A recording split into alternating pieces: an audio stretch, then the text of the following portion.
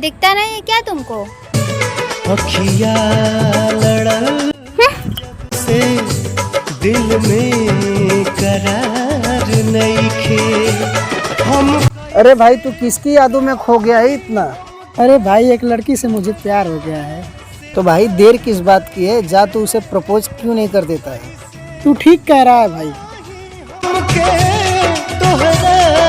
से प्यार सुनो ना, जब से मैंने तुम्हें देखा है मुझे तुमसे प्यार हो गया है। शक्ल देखिए अपनी। दिल में करार